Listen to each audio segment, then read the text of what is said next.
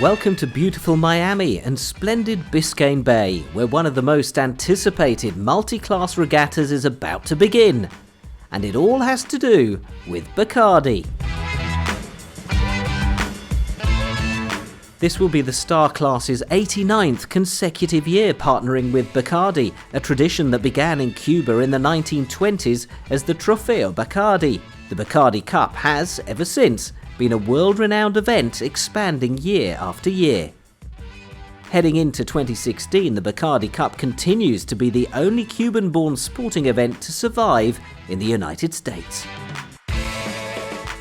Competition this year is very high level. I don't know how many world champions are on the Golden Star are on the starting line, and everybody is trying to get ready for the Worlds that will be in 3 weeks after the finish of the Bacardi. So Bacardi is a historical event, and there's always a good fleet in all-style regatta with 2 miles upwind and 6 races. So people like that, and this year, because of the Worlds, for sure there is a very high level fleet. 70 boats on the starting line is important.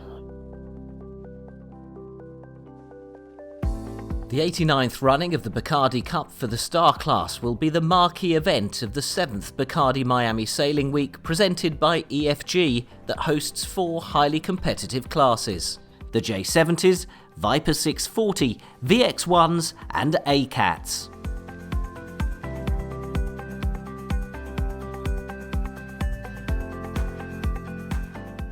As long as we continue to be a successful event, I plan it to go on for many years.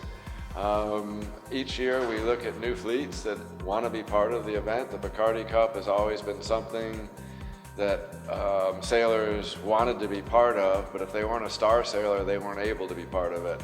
Now, with the advent of Miami Sailing Week, joining the Bacardi Cup, we have the opportunity for other fleets and other boats to be able to join the fun.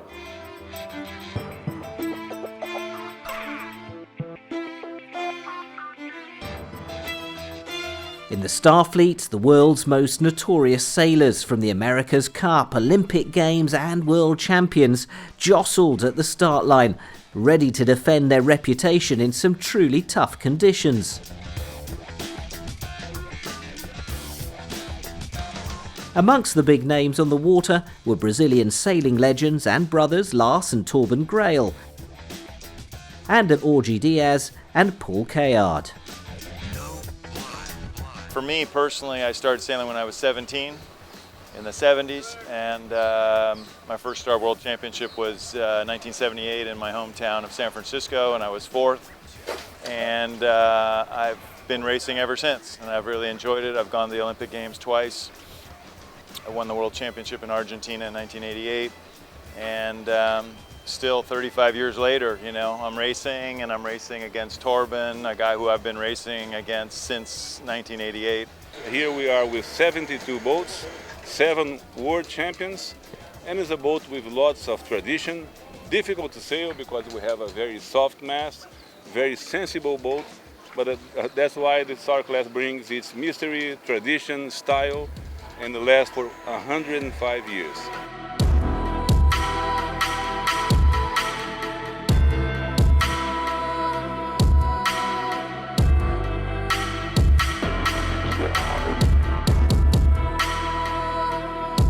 The wind was blowing hard in Biscayne Bay, and the 170 boats from 18 countries were doing their best on their quest for a podium place.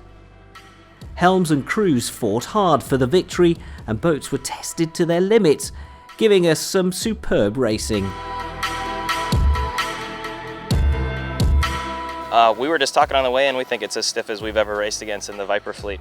29 boats is a good number for us, and it seems like that the fleet just keeps getting better and better, and the talent is deeper and deeper every event. We think this is probably the toughest one we've done.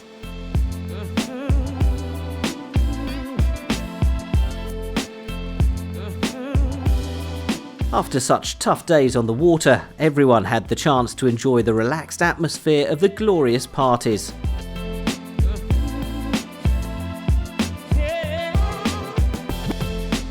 Social events have always been a major part of Bacardi's culture, but this is not where commercial activities end. The The two main aspects that differentiates Bacardi Sailing Week from other national and international regattas are the cultural tie-in and the charitable activations. Bacardi Miami Sailing Week and Bacardi Cup is not just sailing on the water, it's truly a week of festivities around sailing, and there are a lot of things that we organize, from a charity event on the Saturday before, and the Pro-Am event where we have locals that will be able to sail with professional and Olympic champions and world champions. And then obviously we have a lot of parties with Bacardi as the main sponsor, and people can really feel what the brand is all about. And also the third component is the art exhibit, and every year we change a little bit, and this year we organized the Pipistrello workshop where we're building a wooden boat in 1 week time. And also we feature an Italian artist, Roberto Fiorentino, that is showing all of his sailing-inspired artwork.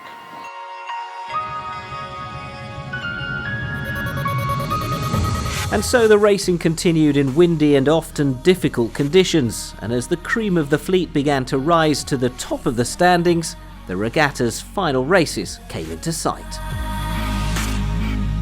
Bubbles managed to get to the top step of the podium in the Viper 640 class.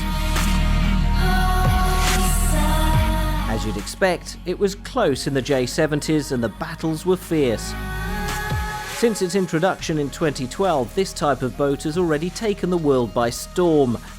The winner here was Flojito y Cooperando from Mexico after a series of consistent results. Stakes were high in the VX1 class. Cajun Underwriting achieved the best performance to claim the title. And in the fast and highly physical ACAT class, White had an excellent regatta and led the fleet, winning every bullet. The climax of the Bacardi Cup in the extremely competitive Starfleet was like a match race, as Staniek and Klein started the final day equal on points with Negri and Lambertenghi.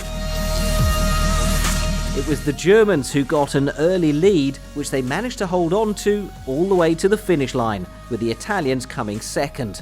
Diaz and Prada got third.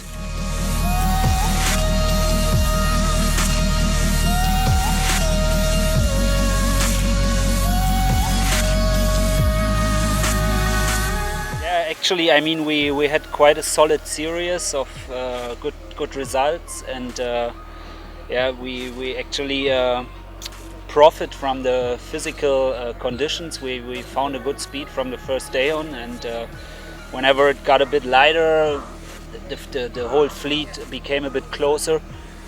So that was probably the only conditions where we not struggled, but where it became a bit closer. So actually we simply managed all the conditions well in this week, and we're happy with the result. First of all, I mean, we struggled always on the downwind. I mean, also today we lost 30 seconds on the downwind again. And then, of course, I mean, we are the youngest team by far. All the fleet, I think the major fleet is in the Masters. So, of course, if you have a week of strong winds, then it's easier for us than it would be if it would be lighter.